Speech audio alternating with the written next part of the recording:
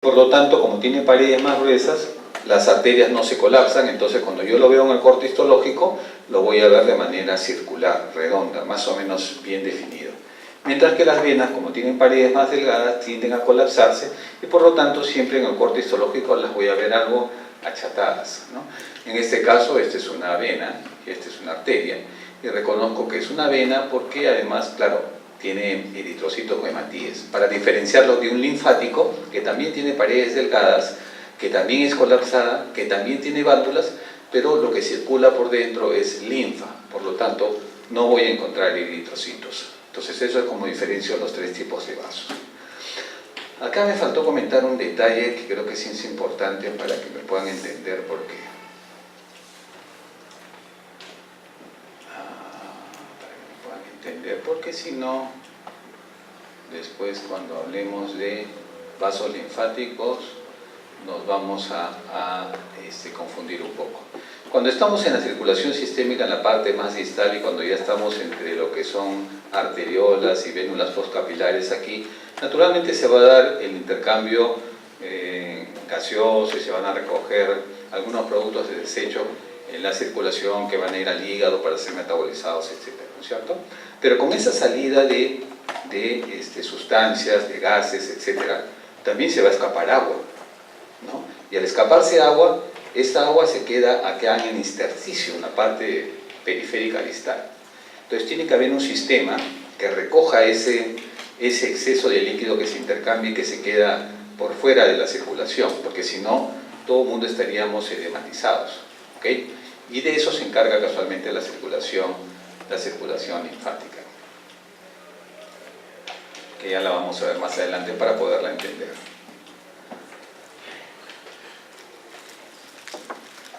Ok. Entonces, estábamos aquí en estas venas, ¿no? E igual tiene la misma estructura que las arterias. Tienen una capa íntima con sus células endoteliales, tienen igual su capa media que es muscular y tienen su adventicia un poco más engrosada, la pared media si es más delgada, con su vasodilatación, con su fibroblasto, con algunos hacen músculo liso, etc., ¿no? Y acá lo tienen la íntima, con su endotelio, la capa media, y la adventicia que es mucho más engrosada. Las venas de gran calibre, la pared muscular es más patente, más evidente, ¿no? Esta es la adventicia, la capa media, y esta es la íntima, ¿no? Entonces la capa muscular, los haces musculares están discurriendo en sentido un poco circular, pero deformado. A este nivel era al que yo me refería.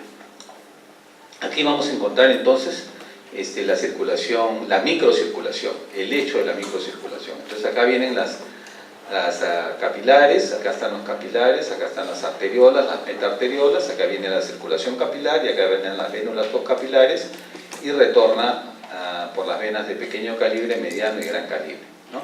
A este nivel es que se produce el intercambio gaseoso y los metabolitos que circulan, y como les comentaba, va a salir agua también. Y al salir agua, naturalmente, esta agua a veces no es recogida por este lecho capilar. Entonces tiene que haber un sistema que recoja esta agua de acá y lo retorne a la circulación. Y de eso se va a encargar el sistema linfático. Entonces tenemos las anastomosis arteriovenosas, que son conexiones directas entre arteriolas y vénulas, sin que la sangre pase por esa microcirculación. O sea, acá está la microcirculación, pero hay un vasito que saltea esto y se va de frente de aquí para acá. Y eso es la anastomosis arteriovenosa. Aquí tenemos las células especializadas, que ya las habíamos descrito anteriormente, las células glómicas, que lo habíamos visto cuando hacíamos tejido muscular, y la función es regular la temperatura y la presión arterial. Participa en los mecanismos fisiológicos de la erección y la menstruación. Ok, hemos hablado de las células endoteliales, y las células endoteliales en realidad tienen una serie de funciones. No simplemente es un epitelio que está tapizando la capa interna, señorita cierre celular. No simplemente se está encargando de simplemente tener una actividad pasiva, sino que dentro de esta circulación y dentro de estas células endoteliales van a haber una serie de sustancias que van a impedir de que los vasos se trombosen, ¿no? Entonces tiene que haber mecanismos que regulen eso. Por un lado tienen que haber sustancias que promuevan la coagulación y otras sustancias que inhiban la coagulación. El equilibrio entre uno y otro, entre los que promueven e inhiben, permite de que la sangre circule libremente. Pero si se sucede alguna infección, se sucede alguna herida, algún trauma, y se rompe esa superficie endotelial, inmediatamente las células endoteliales y las células del tejido conectivo subendotelial tienen que liberar sustancias que promuevan naturalmente la coagulación. Entonces, por lo tanto, las células endoteliales tienen receptores para LDL, insulina, histamina, naturalmente, y es por eso que más adelante, cuando ustedes vean la patología vascular, van a ver que existen la aterosclerosis, la arteriosclerosis, la aterosclerosis, que son patologías que van a alterar la íntima de los vasos, la capa media, ¿no? ¿Quién ha escuchado hablar de la arteriosclerosis? Todo el mundo hemos escuchado hablar de la arteriosclerosis, ¿no? Y se produce por problemas de dislipidemias, donde se depositan cristales de colesterol en la capa íntima. Hay la arteriosclerosis de Monkeberg, que es una alteración de la capa media, que es básicamente personas que ya están en la tercera edad y que empiezan a calcificarse los vasos. Entonces existen múltiples patologías que involucran a los vasos y que van a ocupar algunas de estas tres capas. Y por lo tanto presentan receptores para LDL. Ya podemos más o menos entender por qué se va a producir la aterosclerosis. Hay alteraciones en la permeabilidad, difusión, filtración, modulación del flujo sanguíneo, resistencia vascular, mantenimiento de la barrera antitrombogénica, que era lo que les mencionaba acerca de los factores que regulan y modulan la coagulación, donde hay sustancias anticoagulantes y sustancias que promueven la trombogénesis o la agregación plaquetaria. Desencadena la coagulación, regulación y modulación de la respuesta inmune. Habíamos visto que cuando se sucede un proceso inflamatorio, hablamos en algún momento de la circulación, el flujo laminar, y veíamos cómo en el proceso inflamatorio las células o los elementos formes sanguíneos se marginaban, se adherían a la superficie del endotelio y atravesaban la pared vascular. Entonces van a tener una suerte como de moduladores de ese sistema inmune. Síntesis de hormonas y activación de metabolitos para factores de crecimiento, factores inhibidores. Síntesis de matriz extracelular, por supuesto que sí, porque participan también activamente dentro de lo que es el proceso de reparación. Si se sucede un trauma, una herida, se tiene que reparar. ¿Y eso cómo se va a lograr? Gracias a que hay factores que promueven la angiogénesis. ¿Qué cosa es angiogénesis? Es formación de nuevos vasos. Angiogénesis es neovascularización. La angiogénesis puede ser fisiológica, normal, que a la vez puede ser de dos tipos, ¿no? La que está en la etapa embrionaria, donde recién nos estamos desarrollando y se desarrollan nuevos vasos. Puede ser fisiológica, cuando se sucede un trauma y se tiene que reparar el tejido, se tienen que formar nuevos vasos, eso es normal. Y la patológica, cuando hay procesos inflamatorios o sobre todo cuando hay procesos tumorales. Un cáncer o las células cancerosas normalmente suelen, cuanto mayor replicación tiene un cáncer, o sea, cuanto más veloz crece un cáncer, mayor liberación de sustancias angiogénicas. ¿Para qué? Para producir mayor cantidad de vasos. ¿Para qué? Para poder nutrirse a sí mismo el tumor. Entonces, una de las medidas terapéuticas que utilizan los clínicos oncólogos es atacar a través de sustancias o quimioterapia antiangiogénica para evitar que se produzcan nuevos vasos, ¿no? Entonces, existen, por lo tanto, angiogénesis fisiológica normal como patológica. Ok, hasta aquí entonces hemos hablado del sistema sanguíneo. Ahora vamos a hablar del sistema linfático. El sistema linfático, en principio, por ahí se conducen las células inmunológicas, ¿no? O sea, cuando hay una célula presentadora de antígeno y lo quiere llevar al ganglio linfático, no utiliza la vía sanguínea, utiliza la vía linfática. Entonces, a través de la linfa, llega al ganglio linfático, el histocito le presenta al linfocito y se desencadena la respuesta inmunológica. Entonces, nosotros cuando habíamos visto el ganglio linfático, cuando habíamos hecho esa clase, les expliqué que el ganglio linfático tenía múltiples aferentes, ¿no?, que se disponían periféricamente.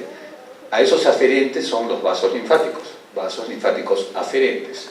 Y salen del ganglio linfático a través de un solo eferente por el ganglio linfático.